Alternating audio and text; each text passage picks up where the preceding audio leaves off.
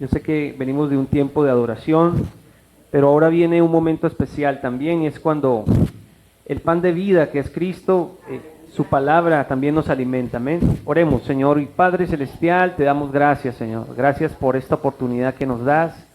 A cada uno de los presentes, Señor, porque por tu misericordia estamos aquí. No ha sido nuestro esfuerzo ni nuestra voluntad, Señor, sino ha sido tu propósito. Hoy estamos en este lugar con un corazón rendido y dispuesto, Señor, dispuesto a recibir lo que tú tienes para nosotros en esta hora, dispuesto, Señor, a rendir nuestra voluntad para que se haga tu voluntad en vez de la de nuestra, Señor. Te pedimos, Señor, que uses este momento para traer respuesta, para traer revelación de tu palabra a nuestras vidas y que tu Santo Espíritu nos guíe en esta tarde. En el nombre de Cristo Jesús te doy gracias. Amén y amén. Libro de Hechos, capítulo 19. Libro de Hechos, capítulo 19, y nos vamos a ubicar en los versículos desde el verso 1 y verso 2. Amén. Ok. Dice la palabra del Señor. Pablo en Éfeso. Aconteció que entre tanto que Apolos estaba en Corinto, Pablo, después de recorrer las regiones superiores, vino a Éfeso, y hallando a ciertos discípulos les dijo: ¿recibisteis el Espíritu Santo cuando creísteis? Y ellos le dijeron: ni siquiera hemos oído si hay Espíritu Santo. Vamos a leer el verso 3. Entonces dijo: ¿en qué pues fuisteis bautizados? Ellos le respondieron, le dijeron: en el bautismo de Juan. Vamos a dejarlo hasta ahí. Y vamos a entrar en un tema especial. Hoy el mensaje tiene que ver con una de las doctrinas o uno de los temas más importantes y esenciales de nuestra fe cristiana. Y me refiero a la persona del Espíritu Santo. ¿Quién es el Espíritu Santo? ¿Para qué nos ha sido dado el Espíritu Santo? ¿Y qué papel importante juega en la vida de cualquier creyente? Y acabamos de leer una porción bíblica. Si estuvieron muy atentos, ustedes pudieron notar que el apóstol Pablo fue a la ciudad de Éfeso. Los primeros cristianos no eran como hoy en día. A lo mejor los primeros cristianos estaban hasta ahora aprendiendo de la palabra, no tenían un registro bíblico como el que tú tienes hoy, no tenían todos los evangelios, el Nuevo Testamento no había sido totalmente revelado o escrito aún. Así que los primeros cristianos dependían del mensaje de los apóstoles, por supuesto. Así que notamos aquí que el apóstol Pablo va a Éfeso. A Éfeso ya había ido anteriormente Apolos. Apolos también era un predicador del evangelio. Pero aquí el apóstol Pablo llega y me parece muy importante que usted pueda entender que el apóstol Pablo les hace una pregunta. Dice: hallando a ciertos discípulos. ¿A quiénes encontró Pablo? A ciertos discípulos. No estamos hablando de gente que no creía en Dios. No estábamos hablando de gente que rara vez seguía a Jesús. Estamos hablando de discípulos. Es decir, personas que ya conocían acerca del Señor, por eso le seguían. Sin embargo, Pablo les hace una pregunta aquí en el verso 3. Les dijo: ¿recibisteis el Espíritu Santo cuando creísteis? Y es una pregunta muy importante, porque si yo te pregunto a ti hoy en día, ¿sabes si tienes el Espíritu Santo hoy? ¿Tienes idea si has recibido el Espíritu Santo? La respuesta de estos discípulos en Éfeso fue la siguiente: ni siquiera hemos oído si hay Espíritu Santo. En otras palabras, quizás yo he oído del Padre, quizás he oído de la obra del Señor Jesucristo en la cruz, pero el Espíritu Santo, ¿qué puede ser el Espíritu Santo? Y el mundo, varias culturas religiosas tienen ideas muy alejadas de lo que dice la Biblia del Espíritu Santo. Hay muchos cristianos que tienen ideas erróneas acerca del Espíritu Santo, porque a lo mejor no se han puesto a estudiar en la Biblia. Estos primeros discípulos no tenían idea de quién era el Espíritu Santo, queda claro, ¿no? Ahora, algunos se preguntan: ¿acaso el Espíritu Santo no lo recibimos cuando creemos en Jesús? Por supuesto que sí, pero quiero que tenga en cuenta que estos discípulos no tenían el mensaje completo. Cuando Pablo les preguntó entonces ¿en qué fuisteis bautizados?, ellos respondieron: en el bautismo de Juan. Estos discípulos solo habían oído el mensaje de Juan. aquel Juan que bautizó a Jesús. Quiere decir que ellos sabían que vendría el Mesías, reconocían que Jesús era el Mesías y todo, pero de alguna manera la revelación no estaba completa hasta que Pablo llegó a predicarles. Y les dijo, bueno, si no están realmente bautizados, no tienen idea de quién es el Espíritu Santo, es necesario que crean en Él. Y es lo que desarrollan los siguientes versículos. En conclusión, ningún creyente que desconozca la obra del Espíritu Santo o ningún creyente que en su vida obre el Espíritu Santo realmente puede decirse tiene a Dios en su corazón. Necesitamos el Espíritu Santo de Dios. Si usted ha recibido el Evangelio está incompleto si usted no conoce al Espíritu Santo de Dios. Y vamos a ver esto, por qué es tan importante. Entonces nos quedó claro aquí que esta visita del apóstol Pablo es interesante porque nos pone a considerar, ¿será que estoy ignorando al Espíritu Santo? ¿Será que nunca me he dado la tarea por estudiar en su palabra? ¿Qué es sentir al Espíritu Santo? ¿Será que es lo que me dicen allí, lo que me dicen allá? Porque unos dicen que es una energía, otros dicen que es un animal, una palomita, otros dicen que es esto y esto y esto y esto.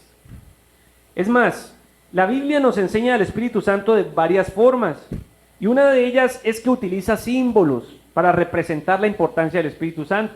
Símbolos o teofanías llamarían algunos.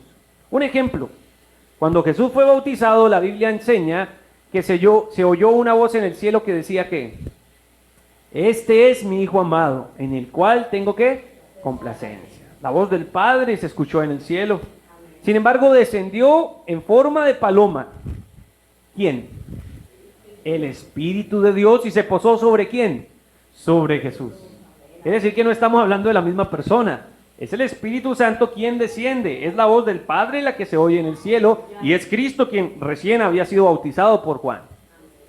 Entonces, teniendo ahí claridad, entendemos que el Espíritu Santo en este pasaje, en estos pasajes de Juan, los primeros capítulos, en el bautismo de Jesús, viene en forma de paloma, pero también lo vemos actuar y manifestarse con otras teofanías. Cuando Cristo habla y dice que aquellos que crean en Él, de su interior correrán ríos de agua viva, haciendo referencia al Espíritu Santo.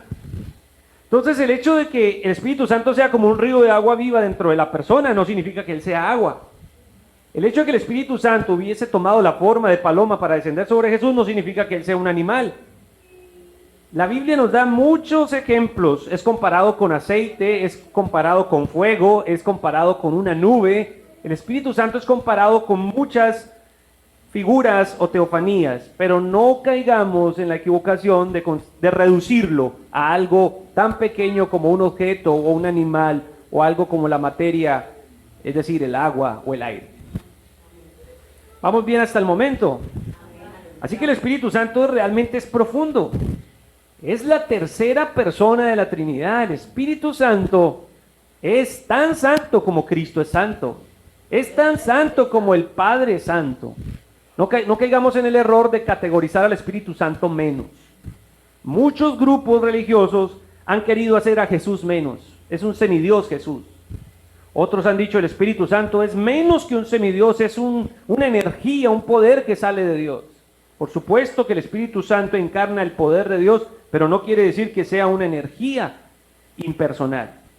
La Biblia nos enseña que el Espíritu Santo es una persona. Y al ser un ser personal, significa que tiene cualidades personales que vamos a estar viendo a lo largo de este mensaje. ¿Vamos bien hasta el momento o no? ¿Sí les parece interesante el mensaje o no? Vamos a leer, por ejemplo, Juan 16, verso 7. Mucha atención con qué palabras Jesús se refiere al Espíritu Santo. Le dice a sus discípulos, yo les digo la verdad, conviene que yo me vaya. Cristo iba a resucitar, Cristo se iba a ir en una presencia física con sus apóstoles, ya no lo iban a ver todos los días como estaban acostumbrados durante 3 años. Él iba camino a la cruz y prometió resucitar. Sin embargo, Jesús les dice, os conviene que yo me vaya. A ver, Señor Jesús, tú eres la persona más importante. ¿Cómo así que conviene que te vayas? Jesús les aclara, conviene que yo me vaya porque si no me fuera, el Consolador no vendría. Mire esto, viene alguien después de mí. ¿Y cómo le llama ahí al Espíritu Santo? le llama el Consolador. Es una palabra en griego que algunos la traducen como Paracletos, que significa el que está ahí para sustentar, para apoyar, para consolar. Jesús le dice, es necesario que yo me vaya porque el Consolador, si no me fuera, pues no vendría a vosotros. Mas si me fuere, os lo enviaré. El Espíritu Santo es una promesa enviada ¿por quién? Por Cristo. Lo enviaré. Entonces mire lo hermoso.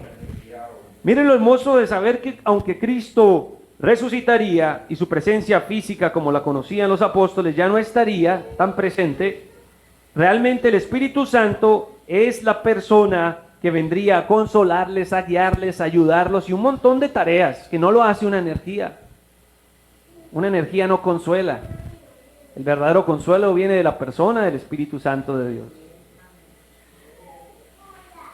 Y la Biblia nos enseña acerca del Espíritu Santo de Dios de otras maneras. Sin embargo, quiero dar una introducción a lo que sería el Espíritu Santo. ¿Cuándo ha existido el Espíritu Santo? Hay gente que se pregunta, ¿cuándo empezó a existir Jesús?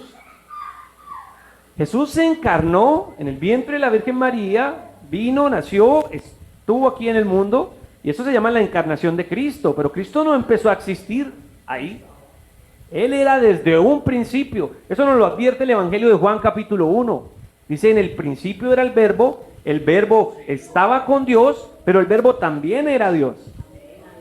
Entonces tengamos esto en cuenta. El Señor Jesucristo es preexistente. Él es antes de lo creado.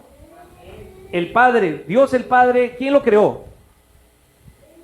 Hacer esta pregunta, preguntarnos nosotros, ¿quién creó a Dios? Es una pregunta que no tiene sentido. ¿Por qué?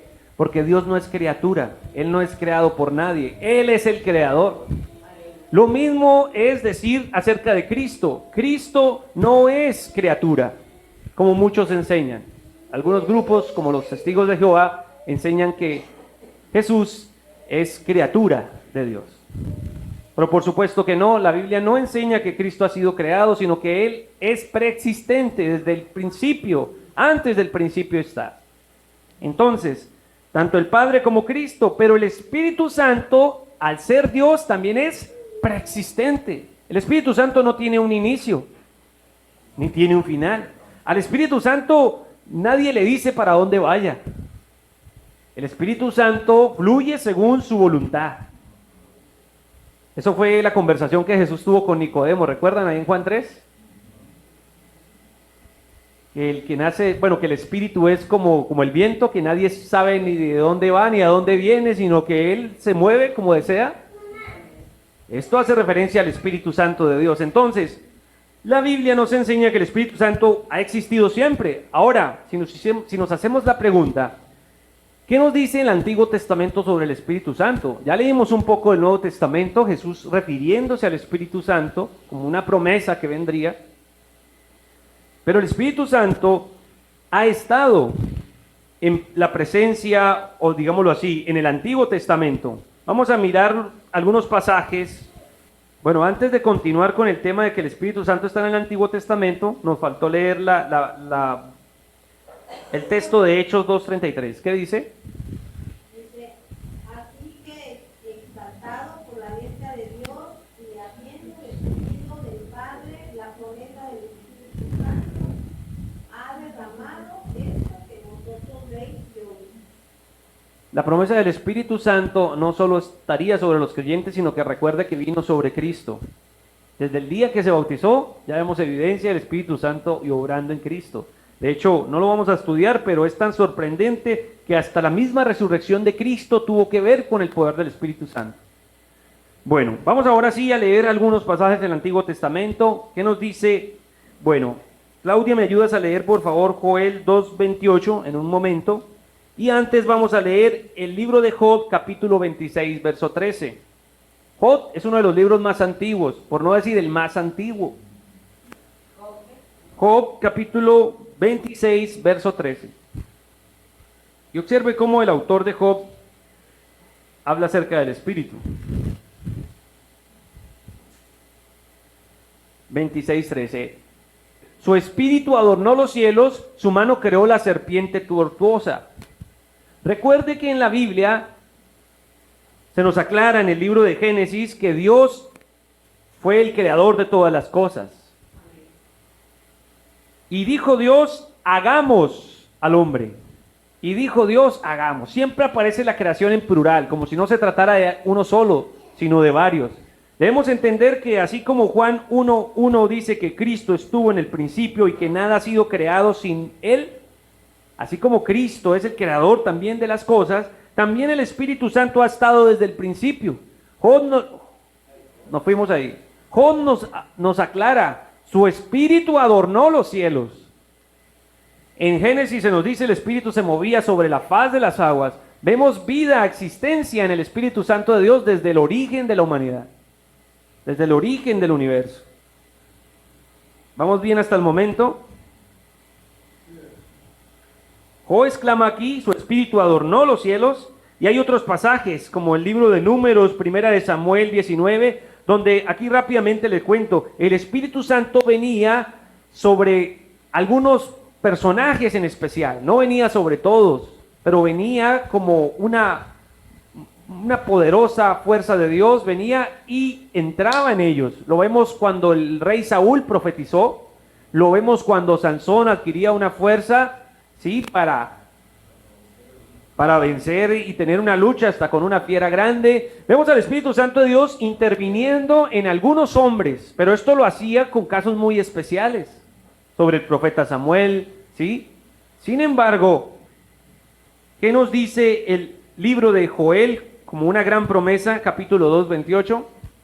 Después de esto derramaré mi espíritu sobre toda carne, y profetizarán vuestros hijos y vuestras hijas, vuestros ancianos soñarán sueños, y vuestros jóvenes verán visiones. Lo más sorprendente de esa promesa no es que los jóvenes verían visiones, no es que los ancianos soñarían sueños, eso no es lo sorprendente. Lo sorprendente es que el Espíritu de Dios sería derramado sobre toda carne. En otras palabras, el ministerio poderoso del Espíritu Santo obrando en el pueblo de Dios. No quiere decir que sobre toda persona que no tenga idea de Dios, sino que convencería a aquellos que son parte del pueblo de Dios. Toda carne, no habría nadie en el pueblo de Dios, porque este texto se refiere al pueblo del Señor. No habría nadie que se quedara sin que el Espíritu Santo de Dios se derramara sobre ellos. Ahora, ya no sería algo exclusivo para el profeta, ya no sería algo exclusivo para los ungidos de Dios, sino que sería una promesa para todo su pueblo. El Espíritu Santo así que ha estado activo en el Antiguo Testamento desde la creación, con los grandes líderes de Dios y como una promesa para el pueblo, sino que ahora en el Nuevo Testamento, por eso le llamamos pacto de gracia, es donde Cristo ofrece su vida por nosotros, pero también se nos da el gran regalo esperado, la promesa de su Espíritu Santo sobre todos aquellos que son sus discípulos.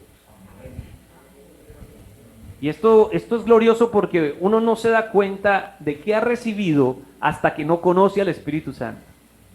¿Qué significa que toda carne, que todo creyente recibiría el Espíritu Santo?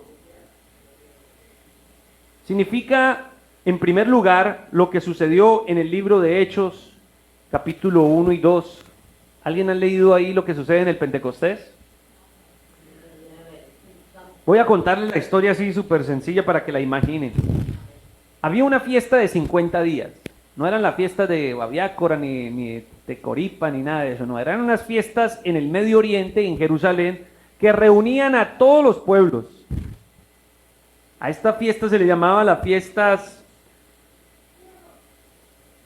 Pentecostés. ¿Por qué? Porque viene la palabra pente, que significaba 5 o 50, y todos los pueblos, no solo de Israel, no solo de Jerusalén, venían ahí a comerciar, a tener toda una gran congregación de personas.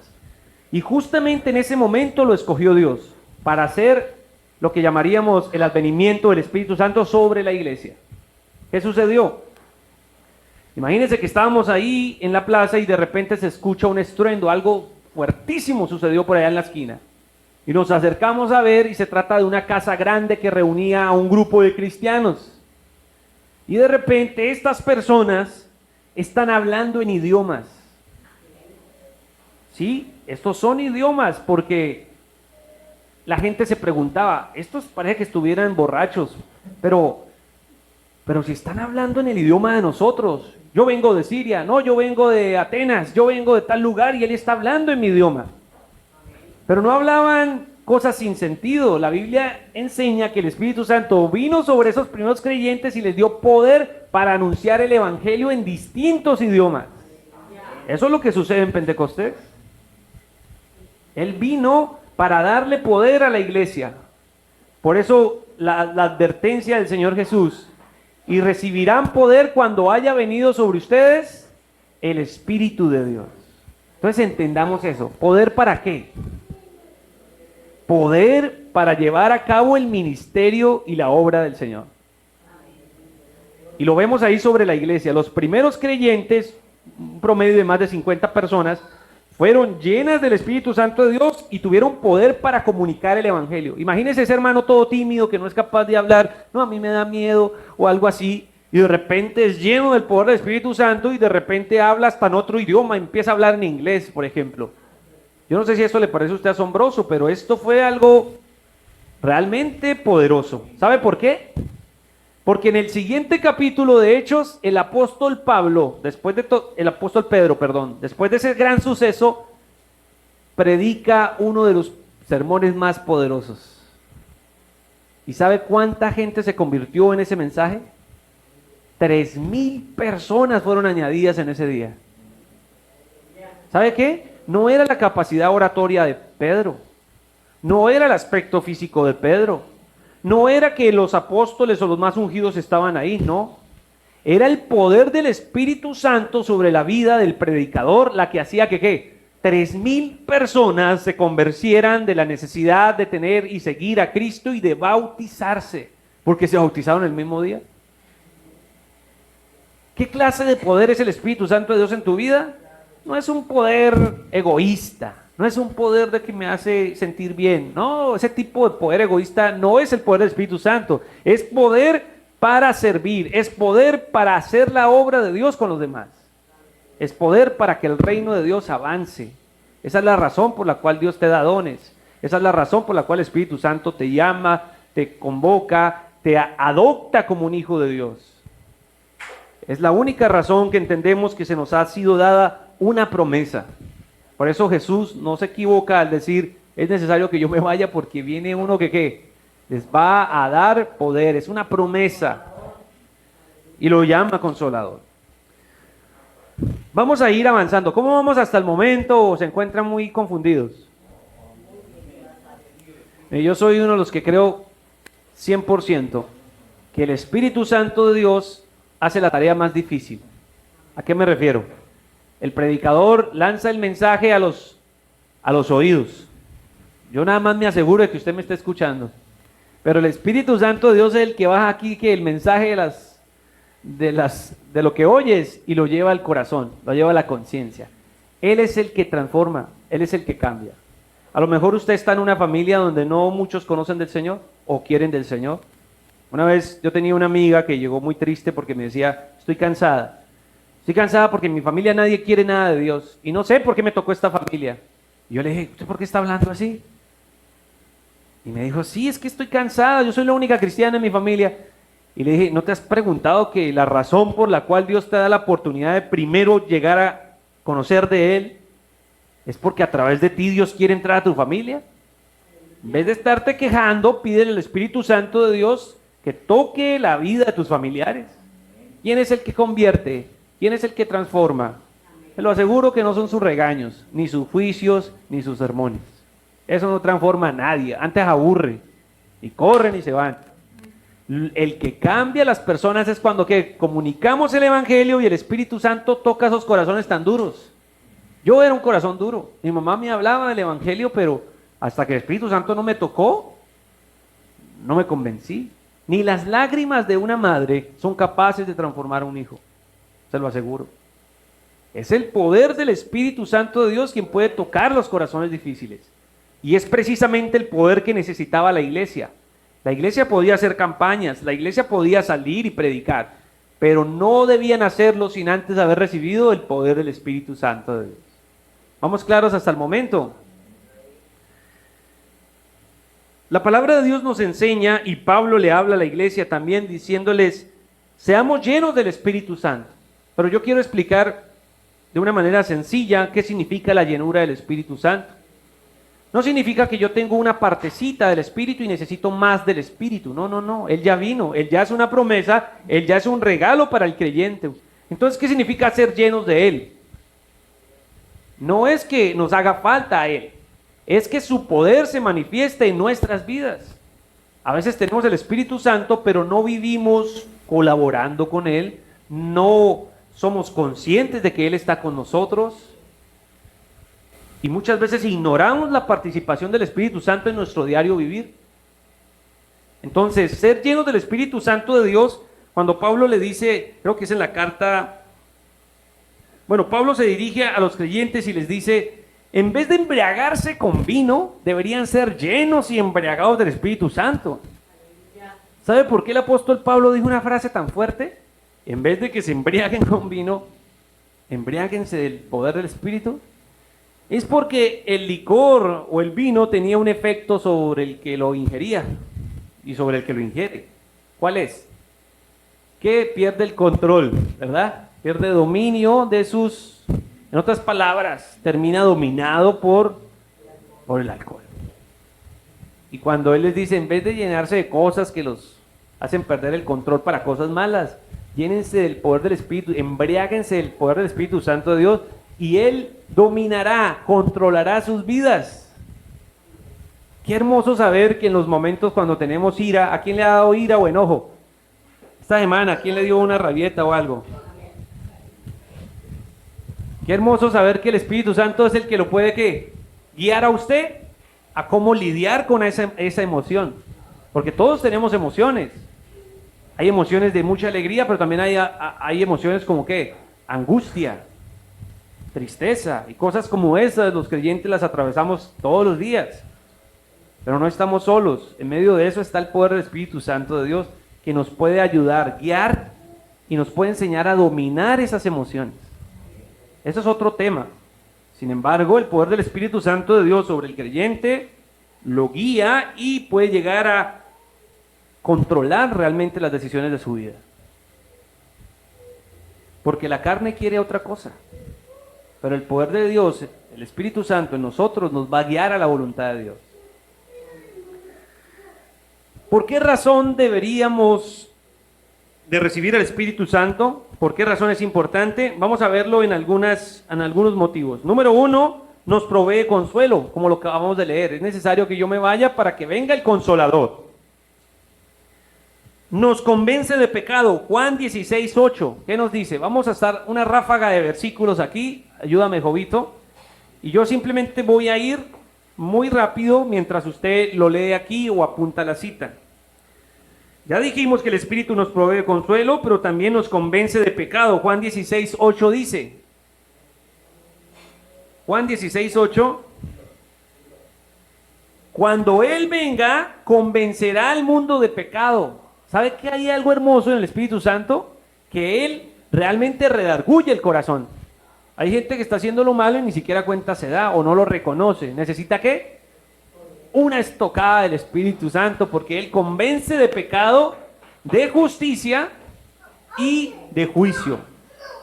Vamos adelante con Romanos 3:3. ¿Qué más hace el Espíritu Santo? Romanos capítulo 5, versículo 5, perdón. Entonces nos da consuelo, nos convence de pecado, pero gracias a Él también tenemos el amor de Dios. ¿Qué nos dice 5:5? La esperanza no avergüenza, porque el amor de Dios ha sido derramado en nuestros corazones por el Espíritu Santo que nos fue dado. ¿Sabía usted que Él está presente hoy con usted y que usted puede experimentar el amor de Dios a través de su presencia? Su amor ha sido derramado en nuestros corazones por medio del Espíritu Santo. Por eso se le llama el Consolador. ¿Necesitas consuelo, guianza, ayuda en un momento? Pídele al Señor que a través de su Espíritu Santo usted pueda ser ministrado y el derrame de su amor, el derrame de su consuelo. Tenemos el amor de Dios, pero también nos trae libertad. Romanos 8:2 dice que el Espíritu Santo no es un espíritu de esclavitud. No es un espíritu que te quiere ver mal, sino es un espíritu que ¿qué? Trae libertad. ¿Qué nos dice Romanos 8:2 acerca del Espíritu de Dios? Porque la ley del Espíritu de vida en Cristo Jesús me ha librado de la ley del pecado y de la muerte. El Espíritu de vida que se nos ha dado en Cristo es el Espíritu Santo. Y Él nos ha hecho libres de la ley del pecado. ¿Qué significa esto? Que si estamos siendo víctimas de un hábito que no agrada a Dios, a lo mejor nos enojamos con mucha regularidad, podemos orar al Señor y decirle: Señor, te pido que tu Espíritu Santo me dé libertad. Últimamente me estoy enojando. Últimamente me está pasando esto, Señor. Porque es seguro que la obra de Cristo nos hace libres del pecado, pero el Espíritu Santo nos trae esa provisión de libertad diariamente, porque el creyente con nada como que termina atado o ligado. Una liga funciona así. ¿Cómo le llaman aquí? ¿Liga también? Sí. Una liga da una vuelta y no pasa nada, puedes mover la mano, pero si le das 2 vueltas empieza a apretar más. Le das 3 vueltas y así funciona el pecado. Empieza el pecado a seducir al creyente, ¿no? Ay, no pasa nada con eso, no pasa nada. Cuando se da cuenta ya está, uy, ¿a qué hora me volví así? Ahí es cuando el Espíritu Santo puede venir y romper esas ligaduras de impiedad o de impureza que intenta el enemigo, pues, inmovilizarnos. La ley del Espíritu de vida en Cristo me libra de la ley del pecado y de la muerte. No solo nos da el amor de Dios, nos convence de pecado, nos provee consuelo, nos trae libertad, sino que también nos da una nueva mentalidad. Romanos 8:6. Voy a explicarle por qué no se trata de la persona más inteligente. No se trata de que usted sea el que más se sabe versículos. No se trata de la persona más inteligente. Quiero aclararle algo. Usted puede tener toda la Biblia en la cabeza, pero si no tiene el Espíritu Santo, no tiene a Cristo en su corazón, no le sirve de nada. Eso lo sabemos porque el mismo diablo sabe más versículos que nosotros. Y eso no significa que él agrade al Señor.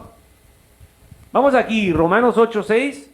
Porque el ocuparse de la carne es muerte, pero el ocuparse del Espíritu es vida y paz. ¿Qué nos dice Romanos 8:14? Ahí adelantito. Ese capítulo 8 nos da mucha información. Porque el 14, por favor. Tome mucha atención.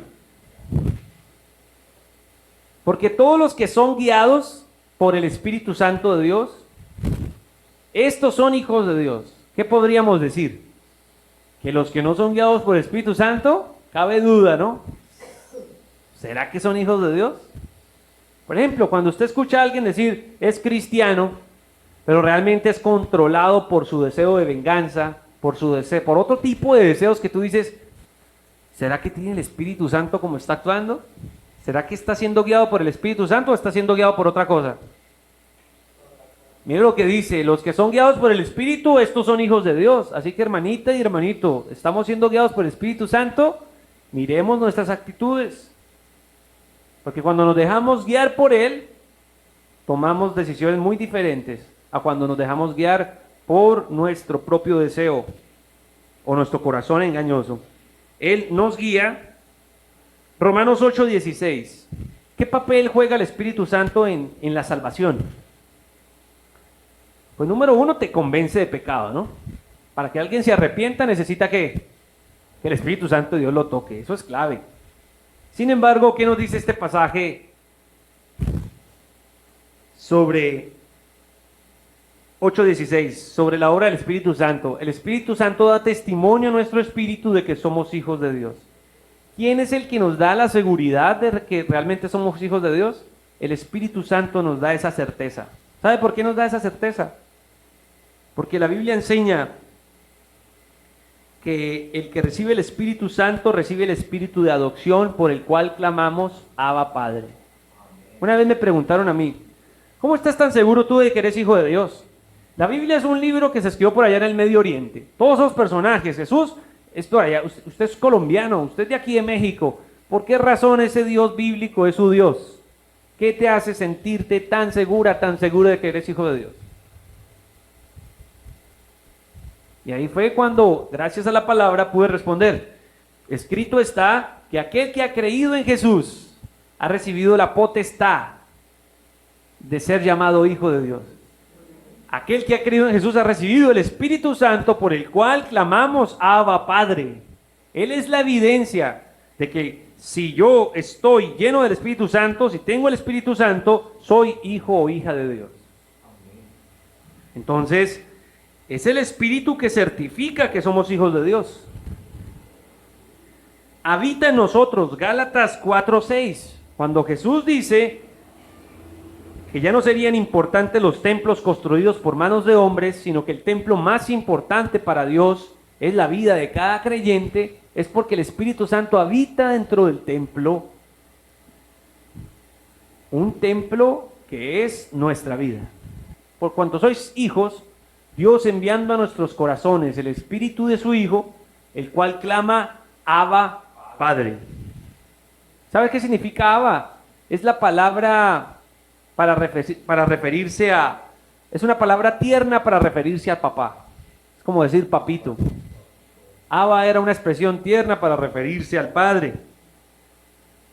Él habitará con nosotros. Dice que, ¿qué significa que el Espíritu Santo habite en nosotros? A ver, definamos esto de una manera más clara. Cualquiera de nosotros podría decir, yo a veces me siento alegre, ese es el Espíritu Santo. Pero es que hay mucha gente que se siente alegre también.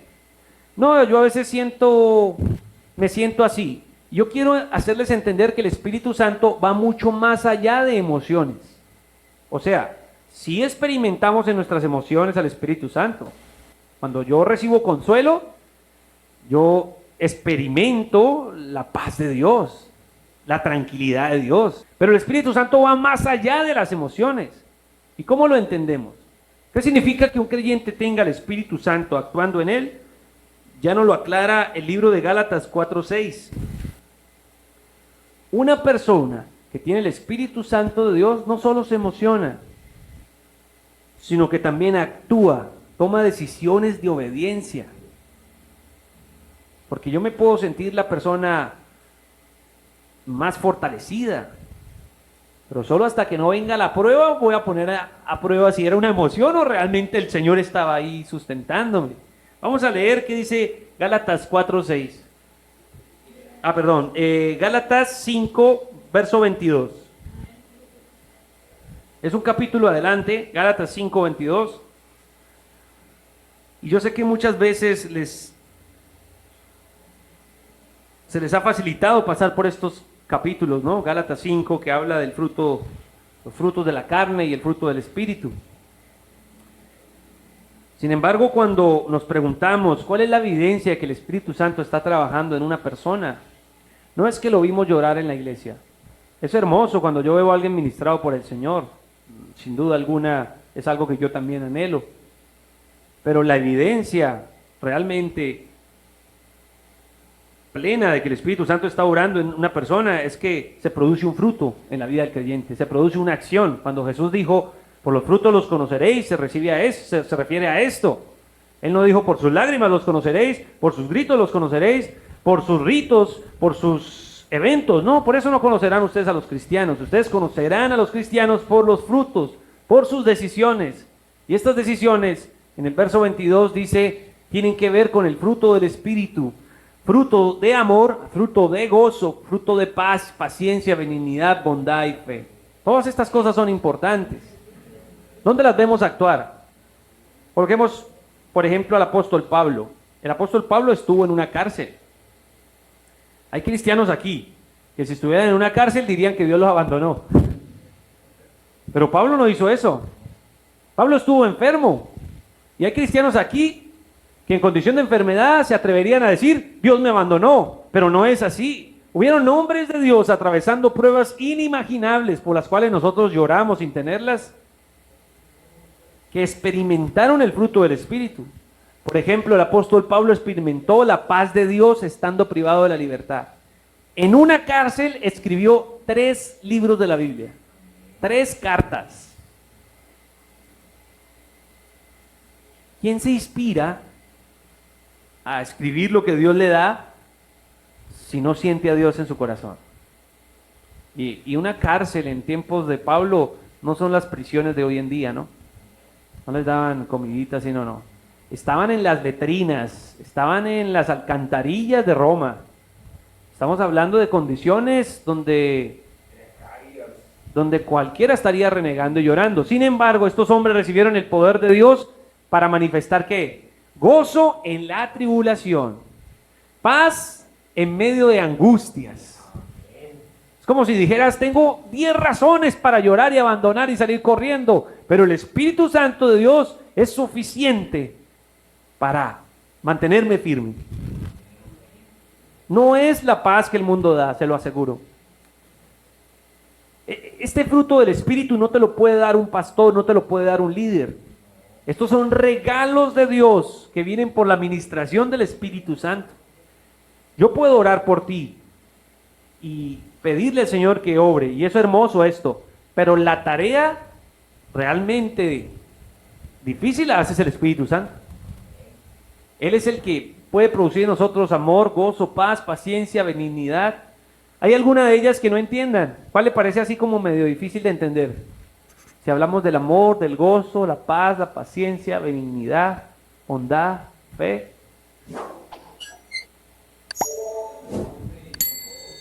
Y aparecen más, ¿no? Ahí adelante, mansedumbre, templanza. La mansedumbre es traducida como humildad. Una persona mansa es una persona que no le importa perder para que otros ganen. Es una persona que no necesariamente quiere figurar en los primeros puestos, sino que prefiere darle la gloria a Dios. Esa es una persona mansa, una persona que no está decidida a pleitos o a contiendas. Ahora, ¿necesitamos mansedumbre? Por supuesto que sí.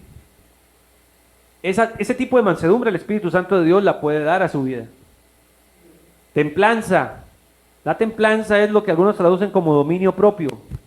Ay, es que a mí me dan una mala noticia y yo me desespero inmediatamente, ¿ok? Es algo en lo que el Espíritu Santo de Dios puede trabajar en tu vida. Es cierto que desde pequeños sufrimos traumas y momentos en nuestra vida que nos afectan, pero ¿cree usted que es un caso difícil para que el Espíritu Santo de Dios sane y obre? Por supuesto que no. El Espíritu Santo puede traer dominio propio a su vida. El texto termina diciendo, una persona que manifieste el fruto del Espíritu Santo, contra tales cosas no hay nada que se levante. En otras palabras, no hay un argumento del enemigo, no hay un ataque de Satanás que pueda prevalecer cuando un creyente tiene el poder del Espíritu Santo actuando en su vida. Así como podemos identificar personas que manifiestan el fruto de la carne, contiendas, todo eso lo dice el capítulo 5, así también podemos identificar cuando una persona tiene el poder del Espíritu Santo. Ay, es que él tiene el poder del Espíritu Santo porque predica bonito. Oh, hay muchos que podrían predicar mejor. Hay muchos que son expertos en oratoria y política. Eso no significa que tenga el Espíritu Santo. Tenga mucho cuidado. No confunda los dones como evidencia del Espíritu Santo. Algunos me dirán, en tu nombre hicimos. Mas yo les diré, apartados de mí, nunca los conocí. A la torre, esto es muy fuerte porque la iglesia está buscando dones y posiciones en vez de estar buscando al Espíritu Santo. El Espíritu Santo es evidencia de que pertenecemos a Dios y que Dios está actuando en nosotros. Por último, nos capacita para servir. Romanos 12:6. Esto es muy interesante, porque grandes hombres de Dios iniciaron con serios problemas de autoestima. En otras palabras, el ser humano mira su incapacidad, ¿verdad? ¿Yo cómo le voy a servir al Señor si no tengo esto, ni esto, ni esto? Y cometemos el gran error de compararnos con otros siervos de Dios. La historia de Caín y Abel es una historia que se repite todas las generaciones. Yo creo que esa historia se repite muchas veces, ¿verdad? Porque muchas veces que nos sentimos incapaces o porque no se nos han dado las cosas como esperamos. Y en vez de ser llenos del Espíritu Santo, terminamos llenos de un espíritu ¿de qué? De depresión, de baja autoestima, nos estamos comparando todo el tiempo. Esos son frutos de la carne, mi hermano, mi hermana. Mejor llénese el Espíritu Santo de Dios porque mire lo que Él puede hacer. Nos capacita para servir. Romanos 12:6 dice, de manera que teniendo diferentes dones según la gracia que nos ha sido dada, si es de profeta, úsese conforme a la medida de fe. Verso siguiente, vamos desde el 6 al 8. O el de servicio en servir, o el que enseña en la enseñanza, el que exhorta en la exhortación, el que reparte con liberalidad, el que preside con solicitud, el que hace misericordia con alegría. Ahora vamos, bueno, hay varias listas en la Biblia de los dones y capacidades que el Espíritu Santo puede dar. ¿Cuál es la diferencia? Escúcheme muy bien. Entre un talento que puedes aprender en una universidad, en una academia, y el don que da el Espíritu Santo. Quiero enseñarte eso. Ninguna universidad, ninguna academia puede hacer a alguien un pastor. Porque ese llamado lo da es el Espíritu Santo de Dios, no un certificado y la plata. ¿Me entiende? El don que el Espíritu Santo da es algo que los hombres no dan. Entonces no confundamos. A veces pensamos que los talentos que tiene la gente, como sabe cantar, sabe hacer esto, significa que Dios, el Espíritu Santo de Dios lo está usando. No, no. Debemos usar nuestros talentos para la gloria de Dios y eso ayuda a entender que el Espíritu Santo está ahí. Ahora, el Espíritu Santo es el que reparte los dones. ¿Qué dones hay espirituales? Que no son talentos, son dones espirituales. ¿Alguien ha oído sobre los dones del Espíritu? ¿Qué dones? Hemos oído, a ver, ¿cuál le gusta a usted? Un hermano me dijo, ¿existe el don de la fe? Claro que existe el don de la fe. Ahora, no solo los que tienen el don de la fe pueden tener fe. Yo quiero aclararle eso. La Biblia dice que a todos se nos ha dado una medida de fe, ¿verdad? Pero el que ha recibido el don de la fe puede manifestar ¿qué? Una señal poderosa de una fe que se desborda, por así decirlo. El que ha recibido el don o lo que acabamos de leer, el don de presidir o de enseñar, no quiere decir que ningún cristiano pueda enseñarle a otro sobre Dios. Claro que todos somos llamados a predicar el Evangelio. Sin embargo, habrán algunos que recibirán un arsenal especial del Espíritu Santo para que sirvan al pueblo de Dios. ¿Me entiende? Entonces ahí es donde usted tiene que decirle, Espíritu Santo, usa mi vida, manifiesta los dones que desees en mí. No los vamos a tener todos. En la iglesia, en el cuerpo de Cristo, cada quien recibe como el Espíritu Santo quiere, ¿verdad? Entonces, ¿deberíamos de sentir envidia o sentirnos tristes porque el hermano tiene un don? Claro que no, eso no es del Espíritu. Y entendamos que el Espíritu Santo reparte y da a cada quien. Yo conozco mucha gente frustrada, ¿no? Porque hay gente que dice, no, a mí no me han hablado profecía, a mí no me han dado esto, no me han dado eso. Deje de estar esperando del hombre y empiece a pedirle al Espíritu Santo, ministre mi vida, manifiesta los dones que tú quieras, Señor. Vamos bien hasta el momento. Bueno, ya se nos fue el tiempo, pero quería cerrar con un último punto que es ¿cómo se le menciona en la Biblia al Espíritu Santo? Se le menciona como el Espíritu de Dios, se le menciona como el Espíritu de Jehová, se le menciona como el Espíritu Santo, en Juan 1:33 se habla mucho de esto, se le menciona como el Consolador, que lo leímos también en un principio, se le menciona como el Espíritu de verdad, porque Él conoce la verdad y nos enseña y nos recuerda el mensaje de Jesús. Se le llama el Espíritu Santo de la promesa, también se le llama el Espíritu de Dios, y así podemos concluir que el Espíritu Santo es tan importante para nuestra fe, para nuestro diario vivir, que un gran amigo una vez me dijo, cuando leo la Biblia me doy cuenta de que en el Antiguo Testamento el Padre era como un personaje muy central en el Antiguo Testamento, el Padre. Estaba el Hijo y estaba el Espíritu Santo, pero el Padre estaba como una figura principal en el texto. En el Nuevo Testamento, el Hijo se revela. Estaba en el Antiguo Testamento, pero se encarna. Y luego el Hijo dice, es necesario que yo me vaya para que venga el Espíritu. Quiere decir que estamos en la temporada del Espíritu Santo. Ya cuando Cristo venga por su iglesia, estamos en el tiempo donde el Espíritu Santo de Dios es esa promesa que vino, como el profeta Joel lo había advertido, como Cristo mismo lo prometió. Ustedes recibirán el poder del Espíritu de Dios. Vamos a estar en pie, por favor, y vamos a darle gracias al Señor por esta palabra.